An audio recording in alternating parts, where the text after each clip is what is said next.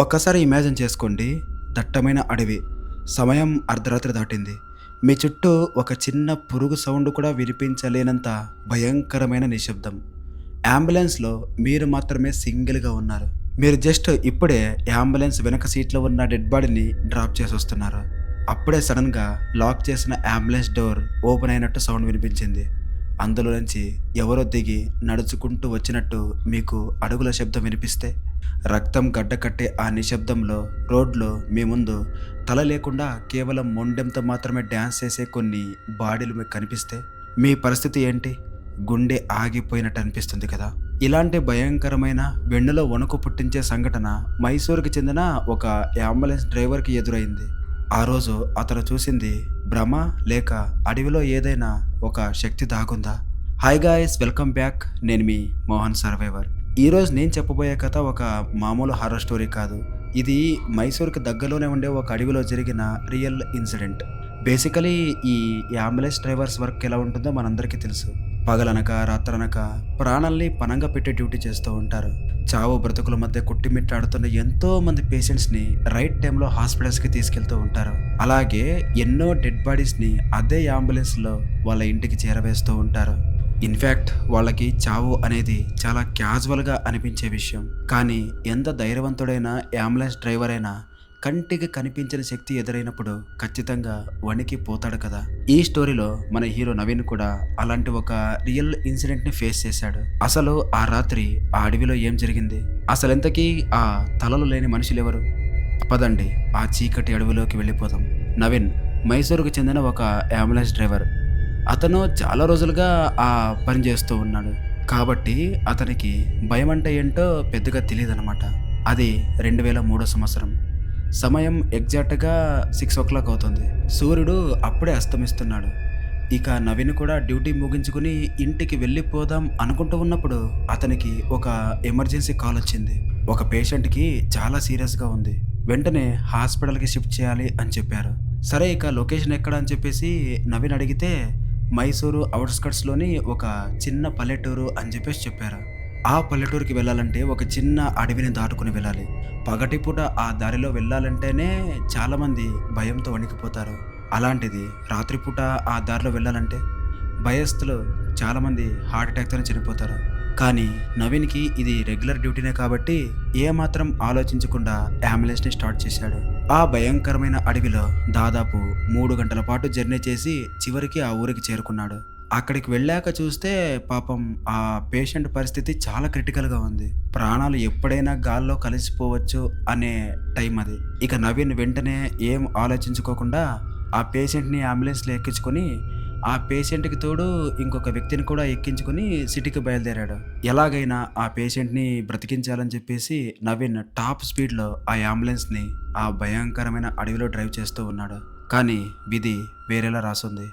నవీన్ ఆ అంబులెన్స్‌ని ఆ అడవిలో సగం దారికి తీసుకువెళ్ళగానే ఆ అంబులెన్స్ వెనక సీట్ నుండి ఏడుపులు వినిపించాయి.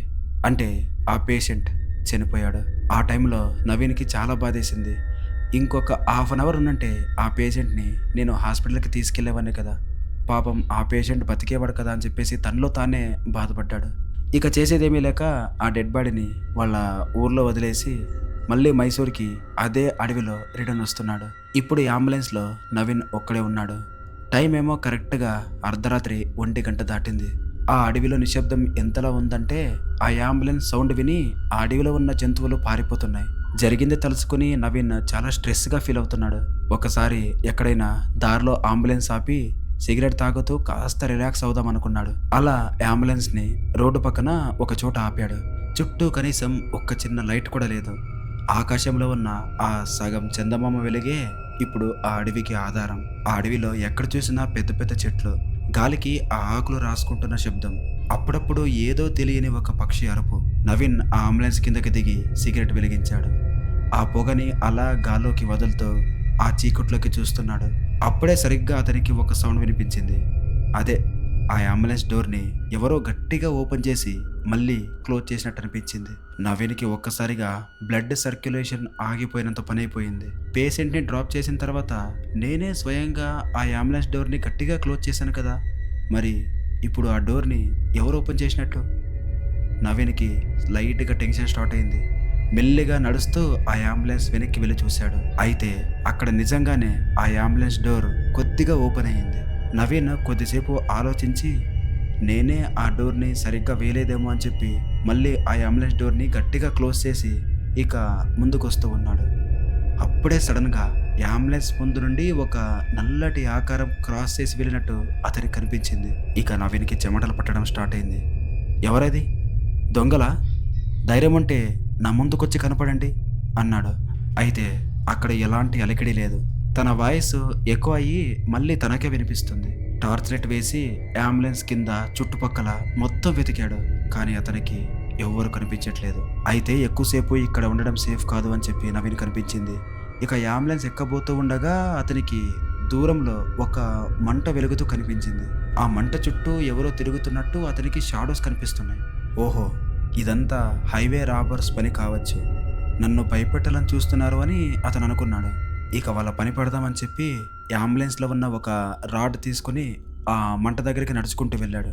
అయితే అతను ఆ మంట దగ్గరికి నడుచుకుంటూ వెళ్తున్న కొద్దీ ఆ మంట లైట్‌గా తగ్గడం మొదలైంది.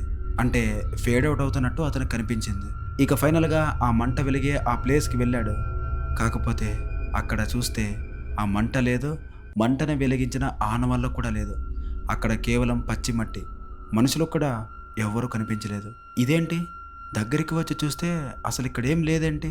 అని నవీన్‌కి తన మనసులో బుగులు స్టార్ట్ అయింది. అతనికి ఏవేవో ఆలోచనలు. ఏదో తెలియని భయం అతన్ని వెంటాడుతోంది. ఇక వెంటనే ఒక్క నిమిషం కూడా ఆలస్యం చేయకుండా పరిగెత్తుకుంటూ అతను అంబులెన్స్ పార్క్ చేసిన చోటుకు వచ్చాడు. అయితే అక్కడ నవీన్‌కి మరో షాక్ తగిలింది. అసలు అక్కడ అంబులెన్సే లేదు. అసలు నవీన్‌కి అక్కడ ఏం జరుగుతుందో అర్థం కావట్లేదు. ఆ పని అసలు ఎవరు చేశారు? దెయ్యాలా? లేక ఎవరైనా మనుషులా? ఇలా నవీన్‌కి మైండ్‌లో రకరకాల ఆలోచనలు స్టార్ట్ అయ్యాయి. టార్చ్ తీసుకొని అంబులెన్స్ కోసం మొత్తం అంతా వెతికాడు. అతను ఎక్కడైతే ఈ అంబులెన్స్‌ని పార్క్ చేశాడో సరిగ్గా 100 మీటర్ల దూరంలో అంటే ఆ అడవి లోపల ఆ అంబులెన్స్ ఆగి ఉంది. ఇంజిన్ ఆఫ్ చేసి హ్యాండ్ బ్రేక్ వేసిన ఒక భారీ వాహనం 100 మీటర్ల దూరం అసలు ఎవరి సహాయం లేకుండా ఎలా వెళ్తుంది?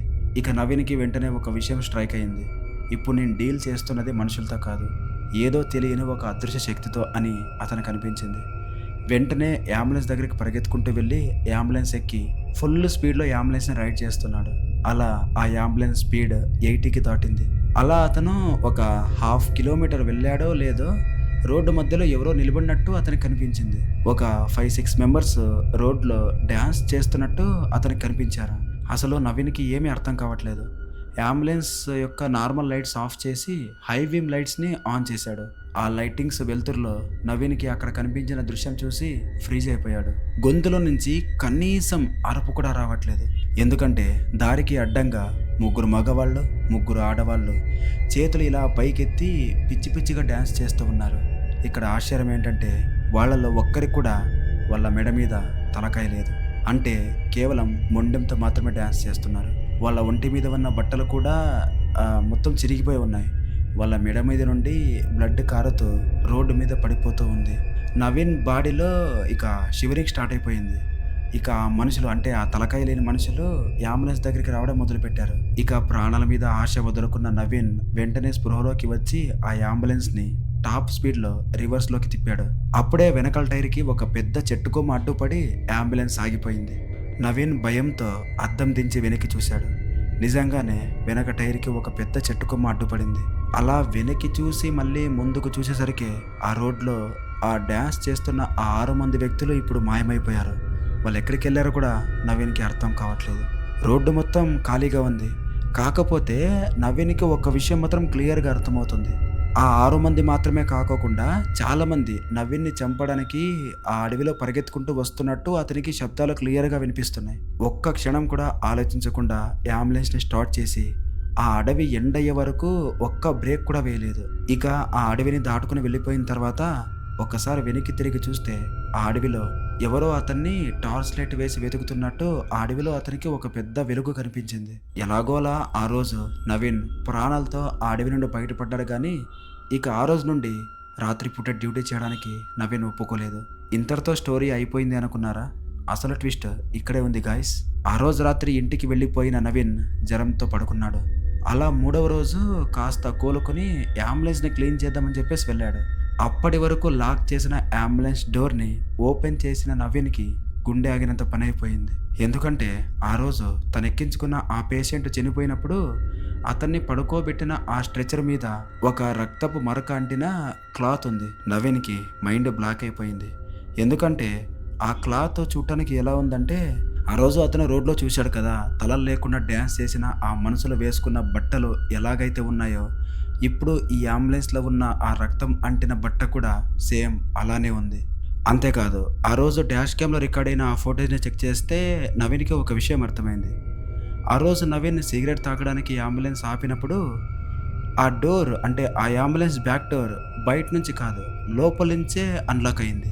దీని అర్థం ఏంటంటే, ఆ రోజు రాత్రి నవీన్ డ్రాప్ చేసింది కేవలం ఆ పేషెంట్ యొక్క డెడ్ బాడీని మాత్రమే. అతని ఆత్మ ఆ రోజు రాత్రి నవీన్‌తో పాటు ఆ అంబులెన్స్‌లోనే వచ్చింది. ఎప్పుడైతే నవీన్ అడవి మధ్యలో సిగరెట్ తాగడానికి అంబులెన్స్‌ని ఒక చోట ఆపాడో, అప్పుడు ఆ ఆత్మ డోర్ ఓపెన్ చేసుకొని బయటికి వచ్చి ఆ అడవిలో ఉన్న ఆత్మలతో కలిసిపోయింది. గాయ్స్, ఇది వింటుంటే రొమ్మాలు నిక్కబొడుచుకుంటున్నాయి కదా! ఆ రోజు నిజంగానే ఆ అడవిలో ఆ ఆత్మల సమ్మేళనం జరిగిందా? లేదా ఆ అడవికి ఇంకా ఏదైనా శాపం ఉందా? నవీన్ చెప్పిన దాన్ని బట్టి చూస్తూ ఉంటే ఇదొక అంతుచిక్కని మిస్టరీనే. సో గాయ్స్, ఇది మైసూర్‌కి చెందిన నవీన్‌కి జరిగిన ఒక రియల్ హారిబుల్ ఇన్సిడెంట్. మీకు కూడా ఇలాంటి ఇన్సిడెంట్స్ ఎప్పుడైనా ఎదురయ్యాయా? కామెంట్‌లో తెలియజేయండి. ఎలా అనిపించింది ఇవాల్టి మన వీడియో? ఇలాంటి మరిన్ని రియల్ హారర్ స్టోరీస్‌ని వినడానికి మన ఛానెల్‌ని సబ్స్క్రైబ్ చేయండి. ఈ వీడియోని మీ ఫ్రెండ్స్ అండ్ ఫ్యామిలీస్‌కి కూడా షేర్ చేయండి. Thank you.